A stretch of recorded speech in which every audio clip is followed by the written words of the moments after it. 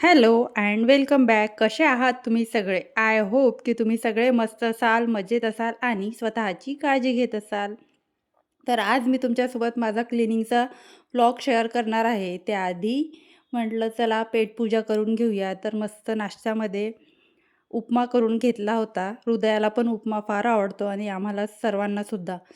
तर नाश्ता घेतल्यानंतर लगेच चहा वगैरे घेऊन घेतला, कारण आता क्लिनिंग करायची होती. त्यासाठी मग पोट भरून असलं की आपल्याला कामं सुचतात आणि कामं पटापट होतात. नाहीतर शरीरामध्ये स्टॅमिना नसला तर कामं करायची सुद्धा इच्छा होत नाही. म्हणून आता मी एकच मंत्र पाळते, तो म्हणजे पेटपूजा आधी करणे, मग नंतर सगळे कामं आवरणे. तर फॅन वगैरे सगळ्या याच्यावर धूळ झाली होती. दिवाळीनंतर आताची ही जी क्लिनिंग आहे, तर ती आता हृदयाच्या बर्थडेची. म्हणजे करते म्हटलं आणि मग काही असलं तर आपल्याला आठवतं की नाही स्वच्छता करायची आहे आणि घर साफ करायचं आहे. तसं तर माझं मंथली क्लीनिंग असते. मला जे दिसते हाताशी ते मी क्लीन करत येते. पण फॅन वगैरे पुसायला म्हणजे थोडे एफर्ट्सच लागतात. स्टूल घ्या आणि वरती चढा आणि फॅन पुसा. तर आपण टाळाटाळ करतो. पण एकदा जर आपण कामाला लागलो म्हणजे क्लीनिंग वगैरे करायला लागलो, हाताशी काम घेतलं की बॅक टू बॅक आपल्याला कामं दिसत जातात आणि ते कामं आवरल्या जातात. काम करायच्या आधी जर कंटाळा केला तर काम करावीशीच वाटत नाही.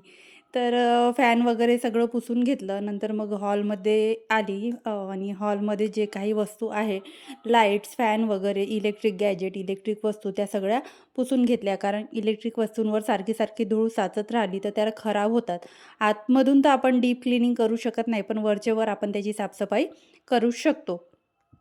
तर अ, अ, येतात अशा कमेंट, की "किती साफ करते, किती स्वच्छता करते, तुला काय हेच काम आहे का? तुला दुसरं काम नाही आहे का?" बघा, अ, कामं तर फार असतात आपल्याला, घरातल्या पण जबाबदाऱ्या असतात. जर लहान मुलं असले आणि त्यातही लहान मुलं जर थोडे हट्टी असले, जिद्दी असले, तर त्याचासुद्धा आपल्याला ताणतणाव असतो आणि घरातल्या कामांचा सुद्धा असतो आणि आपल्याला जर सवय असली स्वच्छता करायची आणि नीटनेटकं सर्व ठेवायची, तर त्याचा पुढे जाऊन आपल्याला म्हणजे वाईट म्हणा की चांगला म्हणा, पण एखादी असा परिणाम होतो की नाही केलं तरी आपल्याला चिडचिड होते आणि केलं आणि जास्त जर आपलं काम झालं तरी आपल्याला चिडचिड होते. तर मागच्या गेल्या व्हिडिओवर कमेंटसुद्धा खूप आल्या की इतके दिवस कुठे होती आणि का व्हिडिओ येत नाही आणि व्हिडिओ आता टाकत आहे तर छान वाटत आहे, वेलकम बॅक असं. तर सर्वांना धन्यवाद. कमेंट केल्याबद्दल. व्हिडिओ खाली मी तुम्हाला नेहमी म्हणत असते, की मला कमेंट करत जा, म्हणजे मला तुमच्या मनातले प्रश्न समजतील आणि त्याविषयी मी व्हिडिओमध्ये बोलेल. तर काम तर माझं सुरूच आहे आणि बाकी पण 1-2 व्हिडिओमध्ये तुम्हाला मी माझी क्लीनिंग कशा पद्धतीने करते ते सुद्धा दाखवली आहे. तर आता कमेंट विषयी बोलूया. तर मी मागच्या व्हिडिओमध्ये पण सांगितलं आहे, थोडे आपले हेल्थ इश्यू वगैरे येतात आणि मग आपल्याला करावंसं वाटत नाही. तर त्यामुळे सुद्धा ब्रेक घेतला आणि ब्रेक मोठा ह्याच्यामुळे झाला, की नंतर एवढा गॅप झाल्यानंतर मग 5 मिनिटात होणाऱ्या कामाला 10 मिनिटं लावायची आवश्यकता म्हणजे अ, लावावसंच वाटलं नाही. कारण व्हिडिओ जर बनवतो म्हटलं, आता हा क्लिनिंगचा व्हिडिओ मी उदाहरण देते. तर क्लिनिंगचा व्हिडिओ मी बनवला, तर मला 1 तास लागायचा सगळ्या कामाला, तर इथे मला 2 तास लागला. तर आता तर मिस्टर घरी होते आणि त्यांनी म्हटलं होतं, "तू व्हिडिओ बनव, मी हृदयाला सांभाळते." त्यांचा चहा, नाश्ता वगैरे सगळं अंघोळ वगैरे करून हृदयाला ते गार्डनमध्ये घेऊन गेले आणि मी इथे शांतपणे व्हिडिओ शूट करत होती आणि सोबत-सोबत क्लिनिंग पण करत होती. तर व्हिडिओ शूट करायचा म्हटलं तर ट्रायपॉड इथे ठेवा, तिथे ठेवा, खाली ठेवा, अँगल वरचा घ्या, खालचा घ्या, असं प्रत्येक वेळेला चेंज करत व्हिडिओ शूट करावं लागतं. तर त्यामुळे सुद्धा मग कंटाळा येतो आणि असं वाटतं की 5 मिनिटाच्या कामाला इथे 10 मिनिटं जात आहे आणि वेळ होत आहे. तर त्याच्यामुळे सुद्धा मग कंटाळा येत होता मला व्हिडिओ शूट करायचा आणि मग जास्त मोठी गॅप व्हिडिओमध्ये येत गेली. तर हे सुद्धा एक कारण आहे. तसं तर आता 2 दिवस झाले मी व्हिडिओ टाकणं सुरू केले. तर आता मला असं वाटत आहे, की हे काम मी आता सुरू केलं, तर हे सुरूच ठेवावं आणि जर मी परत याच्यात गॅप घेतली, तर मला परत कंटाळा येतो आणि मी ब्लँक होऊन जाते. कसं करायचं, काय करायचं, व्हिडिओ कसे अपलोड करायचे, कोणत्या टॉपिकवर व्हिडिओ टाकायचे, हे सुद्धा मी विसरून जाते. तर सगळ्या घराची क्लीनिंग तर नाही म्हणत मी, पण बेडरूम आणि हॉलची क्लीनिंग मी केली. कारण किचनची क्लीनिंग तर वरचेवर होतच राहते आणि काही धुवायचे वगैरे असले डबे वगैरे तर वरचेवर मी धुवतच राहते. तर ते सगळं धुवून घेतलं. फक्त आजच्या क्लीनिंगमध्ये थोडं एकच गोष्ट मी वेगळी केली, नेहमीप्रमाणेच क्लीनिंग केली. सर्वात आधी मी बेडशीटपासून सुरू करत असते प्रत्येक वेळेस. कारण फॅन पुसल्यानंतर बेडशीट मी भिजत टाकते जेणेकरून मला छान ती मुरते आणि धुवायला इझी जाते.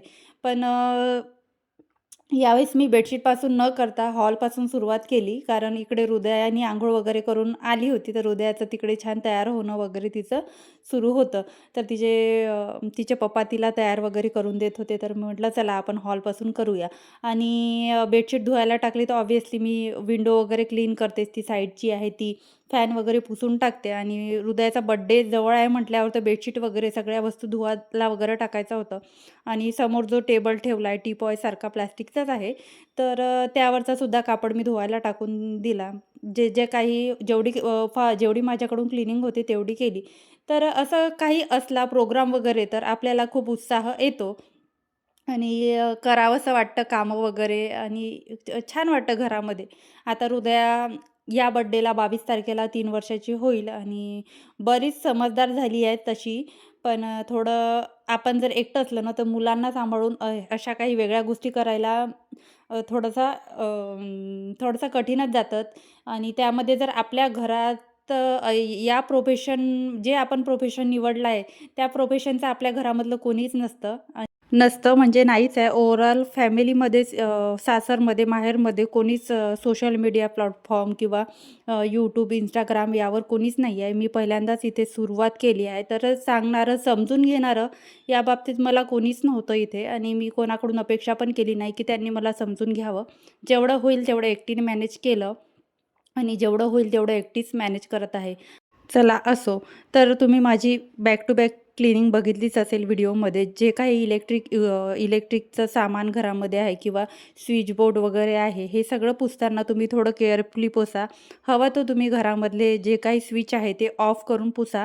पण मी जर स्विच ऑफ करून पुसले तर काय होईल माझ्या व्हिडिओमध्ये पुरेसा प्रकाश येणार नाही आणि पुरेसा प्रकाश आला नाही तर तुम्हाला व्हिडिओमधले डिटेल्स दिसणार नाही. तर म्हणून मी स्विच ऑन असतानाच व लाईट्स वगैरे सुरू असताना पुसते. पण जो लाईट मला पुसायचा आहे तो लाईट ऑफ आहे याची मी खात्री करते. तर तुम्ही हे जे घरातल्या छोट्या-मोठ्या वस्तूंची क्लीनिंग करता, फ्रीज वगैरे पुसताना थोडं केअरफुली पुसलं तर चांगलं.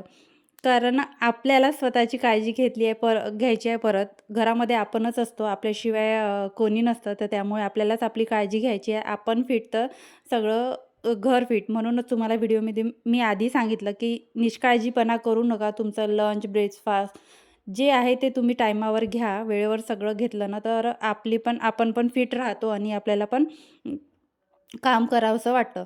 तर हा जो कॉर्नर होता घरामध्ये, इथे सगळ्या वस्तूंचा पसारा आणून टाकला जात होता. तिथे तुम्ही बघू शकता एवढूशा कॉर्नरमध्ये मी किती सारं माझं सामान तिथे ठेवलेलं आहे.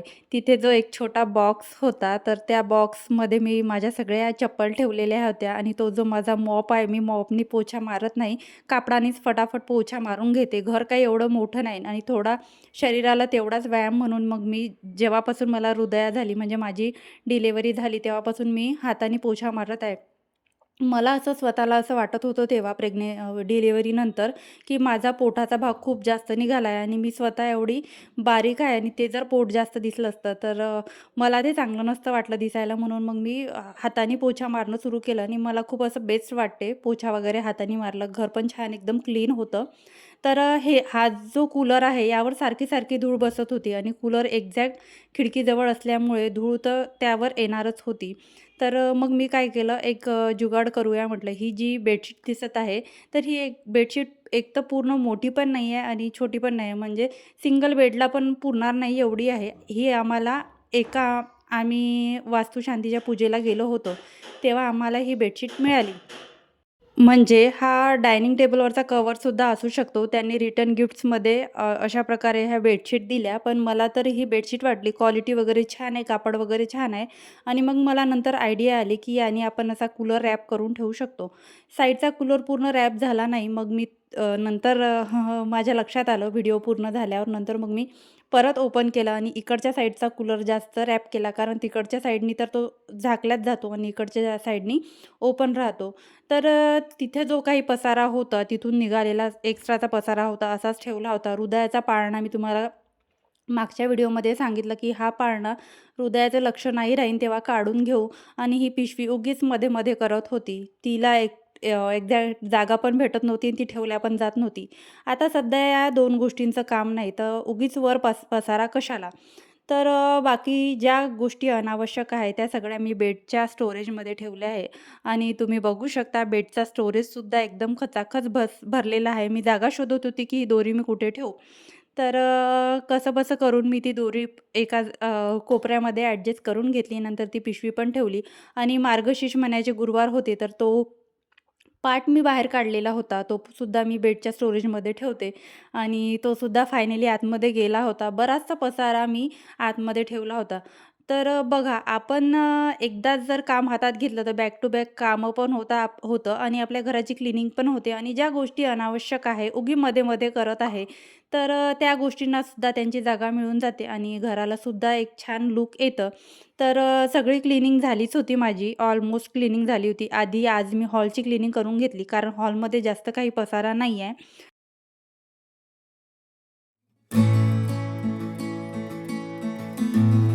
तर खिडकी पण मी पुसायला घेत आहे.